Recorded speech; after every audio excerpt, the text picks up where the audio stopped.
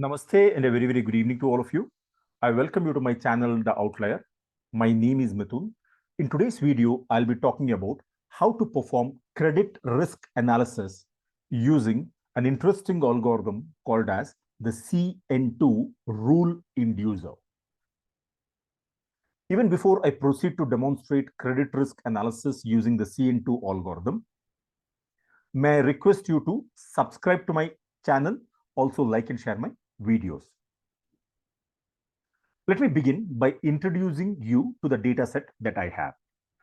There are 7 columns in this particular data set. The very first column here is customer ID. The second variable is credit rating of the customer. I repeat, credit rating of the customer. We have historical data of customers. Based on their past behavior, we have classified customers as bad and as good. Those customers who have defaulted on the payment of a loan are called as bad credit risks, and those customers who have been good and have paid sincerely are called as good customers. So those customers who have defaulted are called as bad, and those customers who have paid sincerely every time and who have not defaulted are called as good. Let me scroll down. You can see there are a lot of customers who have been classified as good. Initially, there are a lot of records who happen to be bad credit risks. Now, you have very important variables like age, income, number of credit cards, education level of a customer. You also have car loans that a customer possesses. Age is a numeric variable. Income is broken down into 3 categories: low, medium, and high. And when you look at credit cards, one of the categories is 5 or more. When you look at the education level of customers, it could be college or high school or any other education level. Then we have the last variable, car loans. Either a customer can have more than 2 car loans or none or 1. When you look at the first record, this is a customer who has been classified as bad credit risk. His age is 36 years. He belongs to the medium income class. He has 5 or more credit cards. He has gone to college and he has more than 2 car loans. The problem that we are trying to solve is, can we identify the profile of customers which typically predict for a bad credit rating? Once I know that this is the typical profile of a bad credit risk, next time somebody asks me for a loan, I would not give him a loan. That's a simple thumb rule that we can go ahead and use. What is the profile of customers which indicate bad credit rating? To do this, I will be building an algorithm which is called as CN2 algorithm in Orange. Let me now proceed to show you the interface of Orange. This is the interface of Orange. To the left side, you see different widgets which helps us construct what is called as a workflow. And to the right side, you see an empty canvas which can be used to create a stream or a workflow. What is the first step that I will be doing? The first step is to import the file into Orange. Let me right click. You have the option search for a widget. I'm interested in a widget which is called as the file widget. You can see here the first item is file. I'll choose the file widget. Double click on the file widget. The first property here is the field, is the file property. You can specify the location of the source file. Here, the source file name is tree_credit. This is a CSV file, comma, separated values. I will be using this particular file to build a CN2 algorithm. You can see here the basic data description is given. 2,464 records are in this data set. There are 7 features with no missing values. The data has no target variable because we have not specified any target variable as of now. There are 0 meta attributes. In the second half, you can see the variable names and the type of the variable. The very first variable, which is customer ID, this has been assigned as a numeric data type. But we will not be using ID or any such variable for machine learning purposes, right? So I'm going to skip the very first variable ID, which means basically this variable will not be used during the training of the machine learning algorithm.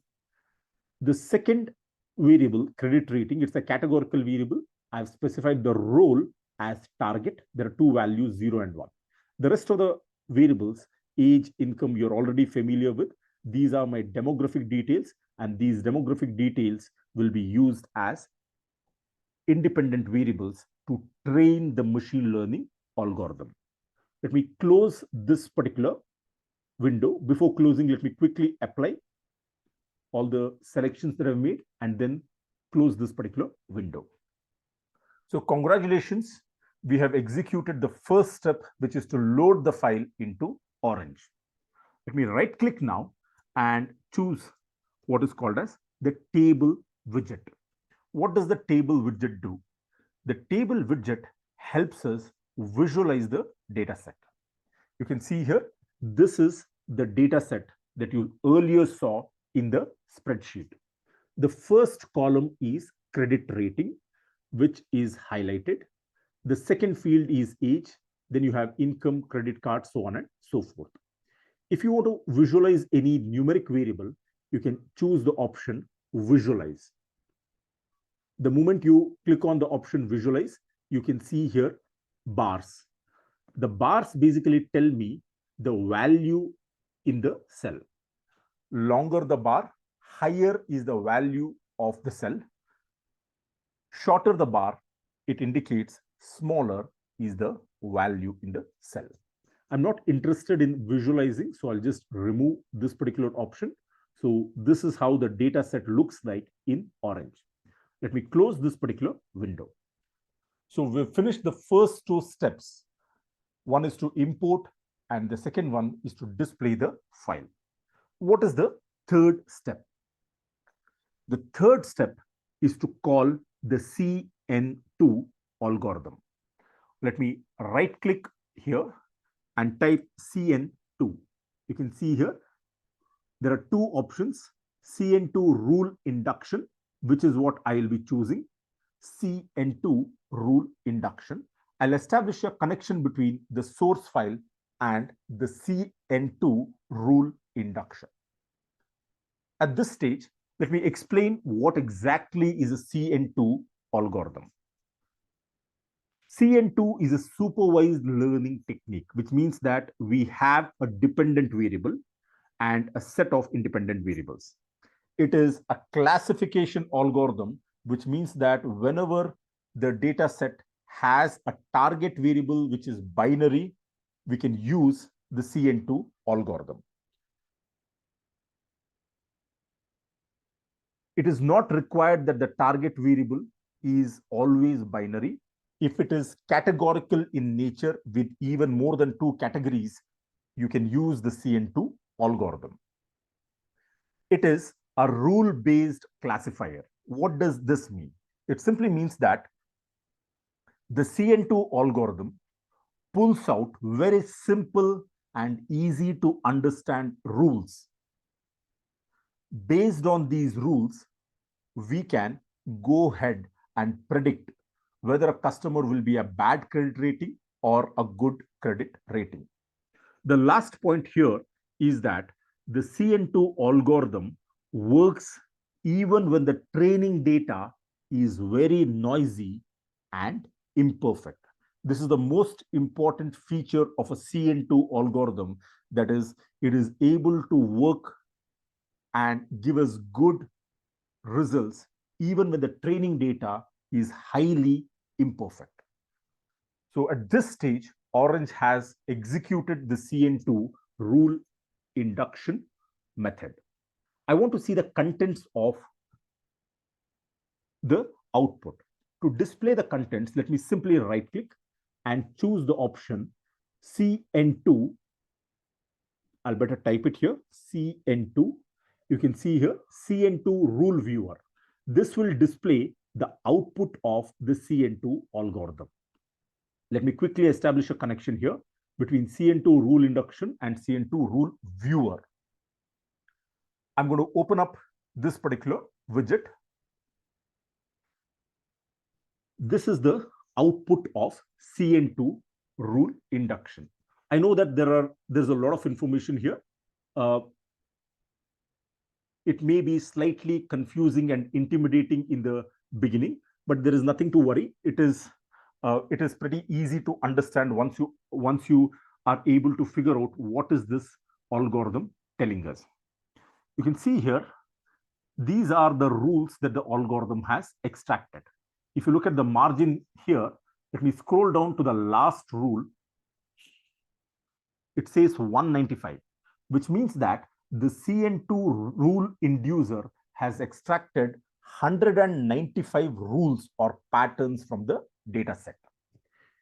At the top, you can see if conditions, then you can see then class. The first column heading is if, and then you can see then class. How do we interpret if condition and then condition? Let me just give you a simple analogy. If I make a statement saying, if a student studies hard, then he will pass in the examination. So there are two parts to the statement, the if part and the then part. If part says what? A student studies hard, which means this is the antecedent. This is the first part. Given that a student has studied hard, what can you expect? You can expect him to pass. So this is very simple. If something happens, if that condition is satisfied, the then condition will be triggered. I can give you another example. If Virat Kohli scores a century, then India will win the match. So given that Virat Kohli has scored a century, that is the first part, that will trigger Indian victory. So these are the two portions here. Now, in the if condition, we can look at several rules. Let me just highlight the first rule. Credit cards not equal to 5 or more, which means a customer does not have 5 or more credit cards. And age of a customer is greater than 37 years, which means he is slightly on the older side. And his income is in the high category. So given that a customer has high income level, his age is 37 years or more, and he does not have 5 or more credit cards. What is the expected category? You can see here, the algorithm has triggered a rule here saying that all those customers who belong to this particular class, they can be classified as 0 or good customers, right? You can call them as good customers. So the majority class here is good class, which means you can see here 0, 135. 135 customers in this group belong to the good category. You can look at the probabilities as well. It is in the ratio of 99:1. So 99.3 customers who have this particular profile or characteristic can be called as good. Barely 0.7% of them tend to be bad. You have the next column heading, which is the quality. There's a very simple thumb rule to interpret the quality measure. Higher the value of quality measure, stronger is the rule. Lower the value of the quality measure, weaker is the rule. The last column is length, which is 3. If I hover the mouse here on the rule, you can see here, Orange has extracted this particular rule based on 3 variables, that is number of credit cards, age, and income. Because we're using 3 variables, the length of this rule is 3. Similarly, you can look at the second rule, age is greater than 41 years and age is greater than 57. If we look at the third rule, age is greater than 41 years and number of credit cards is not equal to 5 and, I'll repeat this, age is greater than 41 years and credit cards is not equal to 5 or more, which means a customer does not have 5 or more credit cards, and the education level is not college. What is the rule that has been triggered? Customers with this kind of a profile can be classified as good.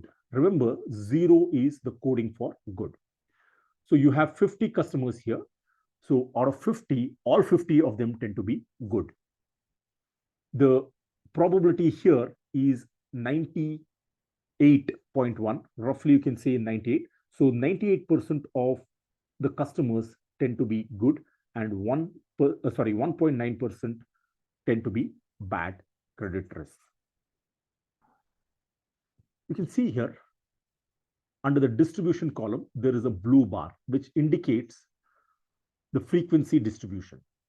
Wherever you see only the blue color, it means that that particular rule predicts purely for one class, namely the good category. You can also see a red color bar. This bar is purely a red color bar, which means that this category purely predicts for bad credit risks. If you have a bar which has a combination of blue and red, depending upon the size of the blue bar or the size of the red bar, whichever is higher, you can say that that particular rule predicts for either good or bad, depending upon the size of the blue or the red bar. Now, more than the good credit risks, we are typically interested in bad credit risks. Why? Because they are harmful. So what I'm going to do is I'm going to click on this particular column so that Orange can sort and bring all the harmful or bad credit risks right at the top. You can see here, these are the rules that Orange has extracted based on the CN2 algorithm, and the predicted credit rating equals 1 always. So there are a lot of rules here which predict for bad credit rating. Let's examine some of these rules. Let me just choose the second rule. It seems interesting. Age is less than 22 years and income equals low, and the number of credit cards is 5 or more. You can expect customers belong to this category to be bad credit risks. There are 61 customers and all of them have been bad. Look at the probability here. It is in the ratio of 2:98. 98 favoring bad credit risk category. Let me look at the, let's say, the fourth rule. Income equals low and car loans equals more than 2, and age is less than 34 years and education level is not college. Slightly complex because we are using multiple variables here. We are using the variable income. We are also using the variable car loans. We are also studying age and then education. Here, you can see the distribution. 99 customers have been bad. Barely 7 customers have been good. Their proportion seems to be 7:93. So this is how you can interpret every rule. Though Orange, through CN2 algorithm, extracts multiple rules, we don't have to take every rule as though it is sacrosanct. We can just extract only those rules which are meaningful to the business. So what I'm going to do at this stage is, let me select the second rule here. I'm going to select only the second rule and send this to the data set. Let me just select this, close this particular window. So this is the output of CN2 rule inducer, and you've seen how easy and simple this particular algorithm is. Let me send this to the data table. I can just copy paste the data table widget, establish a connection here. Let me open up this rule once again. You can see here, this is the output. There were 61 cases. So in the data table, you should be able to see 61 cases as well. When I open up the data table and I scroll down, you can see here, there are 61 records. And you can see here, every customer here has been assigned as 1. When you look at the variable age, let me visualize the numeric values. Mostly you can see customers are in the age group of 20, 21, or 22 within that bracket. And the dominant income class seems to be low. The credit cards, again, the dominant class seems to be 5 or more credit cards. Their education level seems to be mixed. It is heterogeneous. They could belong to college or high school. Mostly college or high school. And car loans, the majority of the class seems to be dominated by more than 2 car loans. You can see an odd customer here who has none or 1 car loan, but majority of the customers have more than 2 car loans. Let me remove this. So this is how you can visualize and inspect whether the rule that is extracted is meaningful or not. Let me close this particular window. So fantastic so far. We have been able to do a deep dive of the data and we've extracted certain rules. At this stage, let me just go back and show you the data set. This is how the data set looked like originally. You can see here this data set. When I say data set, what is a data set? It is just a fact table. This data set is the raw data. It is lifeless. It does not tell me anything. It is dead. On the other hand, instead of looking at this, when I look at the output of the CN2 rule viewer, this is the power of machine learning. You can see here there are so many interesting business insights that we can pull out and give this to the top management. And most of these insights are very, very powerful insights which can be used to identify bad credit risks and boost up your ROI, reduce your losses in the next quarter. Let me close this particular window. What I am going to do now is evaluate the performance of CN2 rule induction. We have built a model. Is that model good? Can I trust it or not? To check the performance of the model, let me right click. There is an option called as test and score. I'm going to choose the option test and score.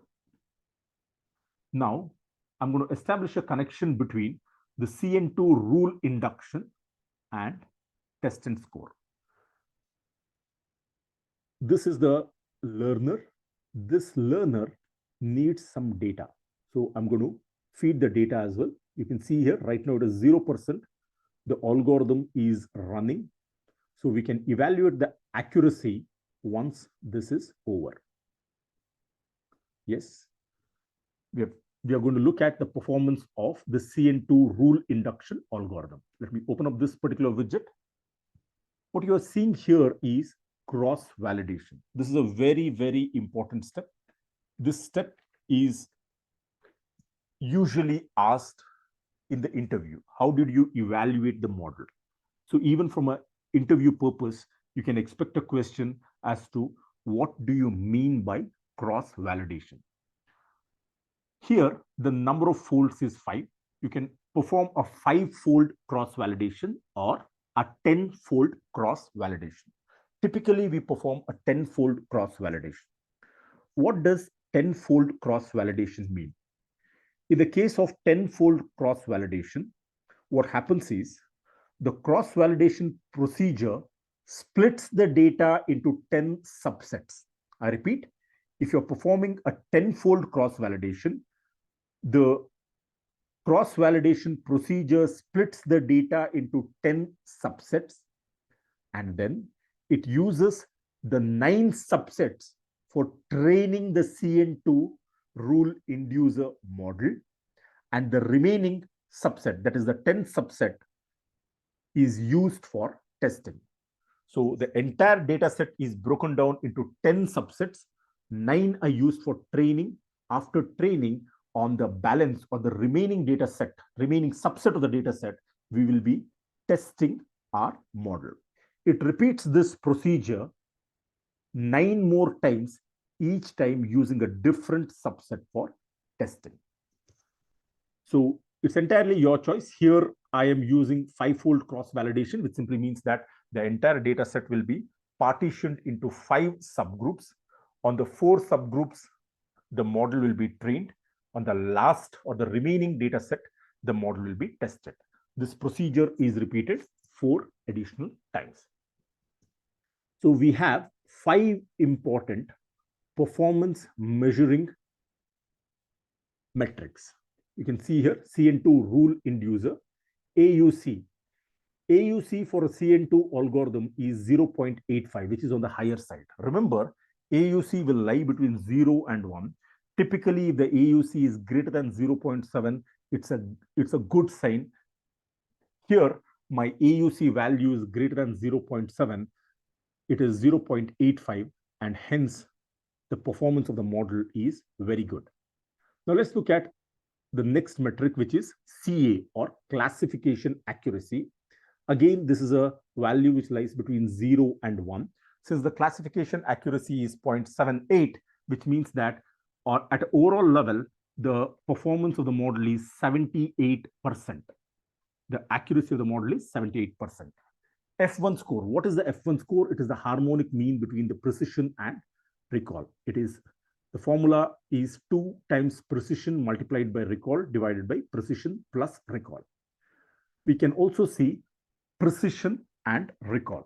These are very important metrics.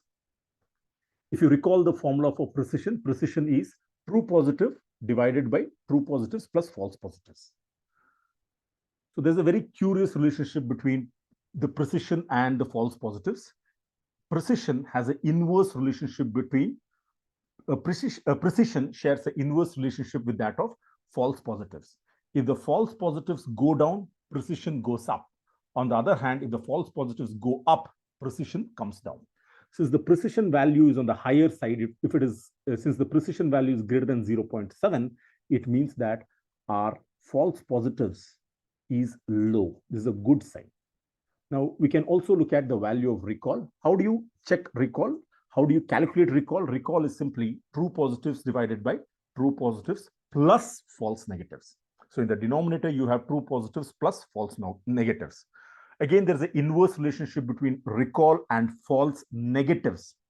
That is, if the false negatives go down, recall goes up, and vice versa. The fact that we have all these values greater than 0.7 is a good sign.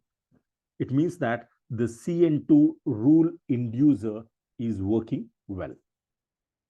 Let me close this particular window. What I have done at this stage is to show you the performance of the model. A better way to check the performance of the model would be through a confusion matrix. So let me just quickly right-click and say confusion matrix. Let me establish a connection here. Open up this. What you see is a 2x2 confusion matrix. Along the row, you have the actual category. 0 is good, 1 is bad. And along the column, you have the predicted class, predicted as 0 and 1. Remember, the diagonal elements always represent the correct classification. So when you look at this number 1169, along the row you have good, along the column also you have good, 0 versus 0. So which means that out of 1444, good credit risks, 169, I repeat, 1169, my apologies. Out of 1444 good credit risks, 1169 customers have been correctly identified as good. Let me now look at the next number, diagonal element, which is 763. How do we interpret this? As I told you, the diagonal elements represent the correct classification. So here, the actual category is 1 or bad. The predicted category is also 1. You have in the original data set 1020 bad credit risk customers. Out of these 1020 bad credit risk customers, 763 customers have been correctly predicted as bad. So this number is the this number reflects the number of instances that a model was right in identifying bad credit risks. You can see here, show the number of instances in the drop-down menu. If you want, you can identify the proportion of predicted. So you can just look at the proportion of predicted category. Here, this will add up to, if you take the column total, it will add up to 100. You can also look at the proportion of actual. Yes. So roughly 81% of good customers have been identified as good. So this is the performance of the model in identifying good customers. In identifying bad customers, our model is right to the extent of 75%. Fine. Let me just close this. So this is how you can interpret the confusion matrix. The last thing that I like to do is right click and show you what is called as the ROC curve. I can perform the ROC analysis, establish a connection between the confusion matrix. Let me not establish a connection between confusion matrix and ROC. I'll establish a connection between test and score with that of ROC analysis. Let me quickly open up this. You can see here the AUC is 0.85, 0.85, which is always a good sign. If you want to see how does this appear in the ROC, so this is how the ROC curve looks like. So what I'm showing you here is the ROC curve. Along the column, you can see the true positive rate or the sensitivity. And along the x-axis, I'll repeat this, I'll say this once again. Along the y-axis, what you're seeing is the true positive rate. Along the y-axis, what you're seeing is the TP rate or the true positive rate, which is also popularly called as sensitivity. And along the x-axis, what you're seeing is the false positive rate, which is 1 minus specificity. You can see here, the entire data set is divided into 10%, or this is what is called as a decile banding. And we are looking at the false positive rate and the true positive rate at each decile and marking it. You can see this particular curve looks more or less like a bow, and this is the baseline. The diagonal line that you're seeing represents the baseline. We would like to ideally have a higher area. What you saw earlier, that is AUC of 0.85, is nothing but the area under this particular curve, which is 0.85. 0.85 is a higher number, and therefore we can say that the model that we have built is good. I would have been really worried had this line been along the baseline category. If this line, if this green line that you're seeing were to be along the diagonal line, it means that our model is as good as random guessing. Thankfully, we don't have such a case. Further the line away from the baseline, better the model. So this is also reflected in a high AUC value of 0.85. Let me now close this. At this stage, what we have done is we have built a CN2 algorithm, and the results look promising. Just in case you want to compare the CN2 algorithm with that of any other algorithm, how do you do it? I'm going to quickly build a decision tree model. Simply right click and say tree.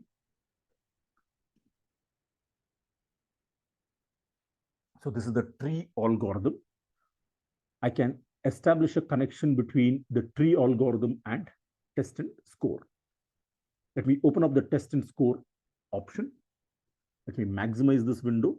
You can see the performance of the tree and compare it with the CN2 rule inducer. When you look at the tree algorithm, the AUC value is really low as compared to the CN2 rule inducer. Look at the AUC value, it is 0.76, whereas CN2 rule inducer has an AUC, that is the area under the curve, of 0.85. It is higher as compared to the tree algorithm. When it comes to the classification accuracy, tree-based algorithm has given us a classification accuracy of 76%, whereas CN2 has given us 78.4. Therefore, again, CN2 outperforms the tree model. Look at F1. Again, CN2 is better because CN2 has a F1 score of 0.784, my apologies, 0.784, which is greater than 0.76 from the tree. The same trend holds good for precision and recall as well, because even when it comes to precision and recall, the CN2 outperforms the tree model. So this is where you can say that the CN2 rule inducer is a better model as compared to the decision tree model. If you want, you can go ahead and compare the results through a confusion matrix as well. Let me open up the confusion matrix. This is for the CN2. I can see the performance of the tree-based algorithm. I'm particularly interested in this number because this number indicates our performance in detecting bad credit risks. When it comes to CN2, it is 75%. Let's look at the tree algorithm. It is merely 68%. So if you were to use a tree-based algorithm in identifying bad credit risks, you will be accurate only 68% of the times, which automatically means 32% of the times you will get it wrong. Look at the performance of CN2, it is 74.8. So 75 out of 100 individuals can be correctly classified using the CN2.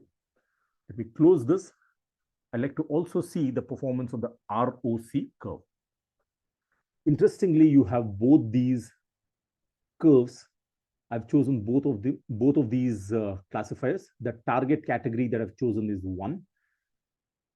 Clearly, the red line has a lower AUC value because look at the AUC value under the red line. The red line refers to the decision tree model. On the other hand, when you look at the green line, it is covering a higher region. It is further away from the red line.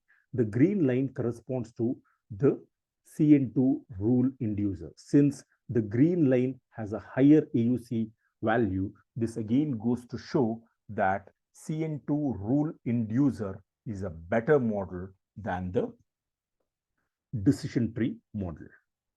If you want, you can generate the same graph for 0 as well. This is the performance in identifying good credit risk.